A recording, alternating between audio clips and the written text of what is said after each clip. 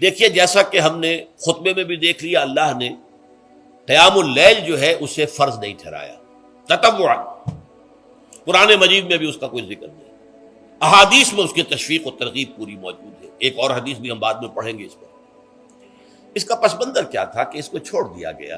اب ظاہر بات ہے مسلمانوں میں کمزور بھی ہیں، مسلمانوں میں وہ مزدوری کرنے والے بھی ہیں، روزہ تو فرض ہے ان پر، چاہے مئی کا مہینہ ہے اور گندم کاٹنی ہے، روزہ تو پھر بھی رکھنا ہوگا، یہ سب کچھ ہے۔ لیکن یہ کہ رات کو پھر کھڑے رہنا ان کے لیے، جاگنا ممکن نہیں، لہذا ان کے اوپر یہ چیز فرض نہیں۔ حضور نے تراویح کی نماز یا قیام اللیل نہ اسے فرض قرار دیا، نہ اس کے بعد جماعت کوئی اہتمام کیا مستقل، صرف 3 راتیں آپ نے جماعت کروائی ہے، اس میں 8 رکعتیں آپ نے پڑھی ہیں کہ جو آپ کا معمول تھا تہجد کا وہ پڑھی، اور تہجد کے وقت ہی جماعت کرائی ہے۔ یہ ہے وہ حدیث۔ اس کے علاوہ کسی نماز تراویح جو ہے جو ہم پڑھتے ہیں 20 رکعتیں عشاء کے ساتھ متصل، اس کا کوئی ذکر نہ دور نبوی میں ہے نہ دور صدیق اکبر میں ہے۔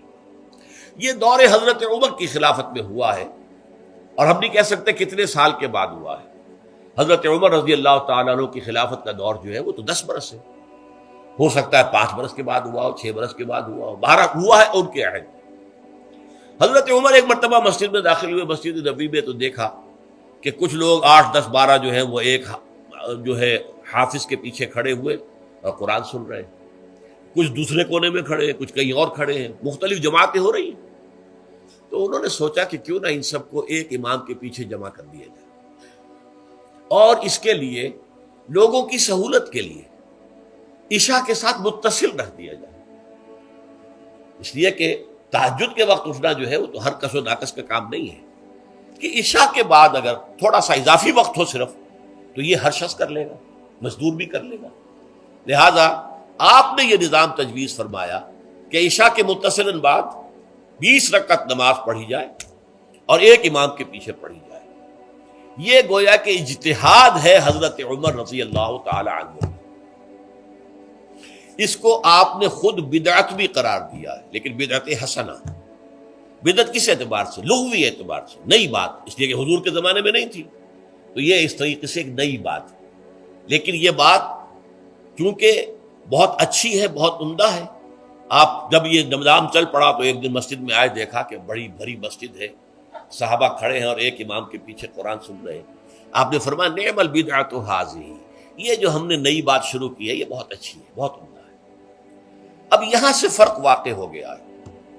ایک تو اہل تشیع جو ہے وہ تو ویسے ہی حضرت عمر سے بہت دشمنی رکھتے ہیں، عناد رکھتے ہیں، تو حضرت عمر کے اجتہادات سے انہیں نفرت ہے، انہیں دوری ہے، چاہے وہ کوئی سا بھی حضرت عمر کا اجتہاد ہو۔ ہمارے ہاں اہل حدیث حضرات بھی در حقیقت حضرت عمر یا کسی اور خلیفہ راشد کے فعل کو وہ سمجھتے ہیں کہ یہ ایگزیکٹو آرڈرز ہیں، یہ ہمیشہ کے لیے نہیں ہے۔ حضرت عمر نے اپنے دور میں ایک نظام قائم کیا، ان کے دور کے لیے ٹھیک تھا، یہ ہمیشہ کے لیے نہیں۔ ہمیشہ کے لیے وہ 8 ہی رکعتوں کے قائل ہیں، وہ تہجد والے، لیکن اس میں بہرحال انہوں نے بھی خود یہ اضافہ کیا ہے کہ وہ 8 رکعتیں وہ عشاء کے ساتھ متصل پڑھتے ہیں، تہجد کے وقت تو نہیں پڑھتے۔ اور حضور نے تو صرف 3 روز جو ہے وہ کرائی تھی جماعت، وہ لوگ 30 دن یا 29 دن پڑھ رہے ہیں، تو اضافہ تو انہوں نے بھی کر دیا، تو نظام میں تبدیلی تو ہو گئی۔ لیکن اہل سنت جو کہلاتے ہیں، ہمارے جو 4 جو ہیں، جو ہمارے مسلک ہیں، حنفی، مالکی، شافعی، حنبلی، ان کا اتفاق ہے اس پر حضرت عمر کا، کیونکہ ان کے سامنے اصول یہ ہے کہ حضور نے فرمایا علیکم بسنتی وسنت الخلفاء الراشدین المہدیین، تم پر لازم ہے کہ میری سنت کو پکڑو مضبوطی کے ساتھ، اور میرے خلفائے راشدین مہدیین جو ہیں ان کی سنت کو پکڑو۔ اس اصول سے یہ چاروں فقہ جو ہیں حضرت عمر کے اجتہادات جو ہیں ان کو بھی پابندی سمجھتے ہیں کہ تمام عمر کے لیے، قیامت تک کے لیے امت مسلمہ پر ان کی پیروی لازم ہے، لہذا اس میں اجماع ہے۔ اور یہاں تک کہ یہ سب سے آخری جو اس میں مسلک پیدا ہوا ہے زمانی اعتبار سے، سب سے پہلے مسلک جو ہے حنفی پیدا ہوا ہے، پھر مالکی پیدا ہوا ہے، پھر شافعی پیدا ہوا ہے، اور پھر حنبلی آخری ہے۔ اور امام احمد ابن حنبل بہت بڑے محدث بھی ہیں، مسند احمد ابن حنبل جو ہے وہ بہت بڑی کتاب ہے، بہت اہم کتاب ہے، جامع کتاب ہے۔ تو ان کے ہاں بھی 20 رکعتیں ہیں. چنانچہ حرمین شریفین میں، سعودی عرب میں، مکے اور مدینہ منورہ میں جو نماز تراویح ہوتی ہے اس کی 20 رکعتیں ہیں. لیکن اہل حدیث حضرات جو ہیں وہ اس 8 کے اوپر اکتفا کرتے ہیں. بہرحال یہ ایک اختلاف ہے جو میں نے اس کا پس منظر بیان کر دیا. لیکن اس 20 رکعت نماز سے ادا کرنے سے، جو کہ زیادہ سے زیادہ 50 منٹ یا 1 گھنٹہ لگتا ہے، اس سے وہ قیام اللیل کا حق ادا نہیں ہوتا. قیام اللیل کا تو کچھ اور ہی تقاضا ہے. قیام کسے کہتے ہیں؟ یہ سورہ مزمل سے واضح ہوتا ہے. یا ایھا المزمل قم اللیل الا قلیلا نصفہ او انقص منہ قلیلا او زد علیہ ورتل القرآن ترتیلا.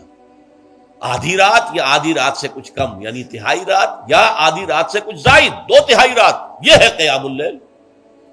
چنانچہ سورہ مزمل ہی کی آخری آیت جو دوسرا رکوع مشتمل ہے جس پر، اس میں صاف کہہ دیا گیا ان ربک یعلم انک تقوم ادنی من ثلثی اللیل ونصفہ وثلثہ وطائفۃ من الذین معک. اے اللہ کے نبی، اللہ خوب واقف ہے کہ آپ بھی اور آپ کے ساتھ ایک جماعت بھی رات کو کھڑی رہتی ہے، 2/3 رات یا آدھی رات یا 1/3 رات. تو یہ سارا معاملہ جو ہے قیام اللیل کا، گویا کہ کم سے کم 1/3 رات پر اس کا اطلاق ہو سکے گا، یہ نہیں کہ 1 گھنٹے. اب اس کے ضمن میں دیکھیے حدیث پڑھیے.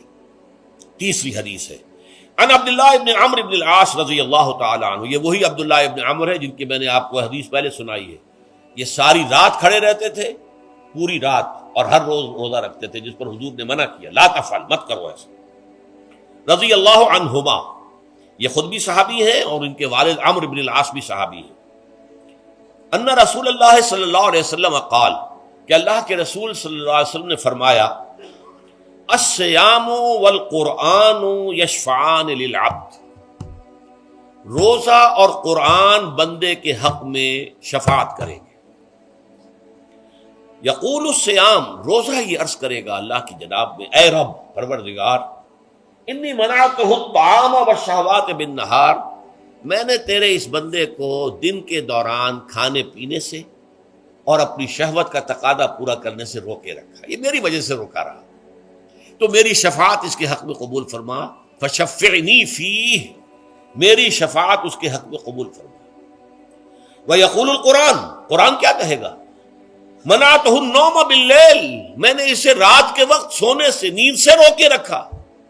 فشفعنی فیہ، تو اس کے حق میں میری شفاعت قبول فرما.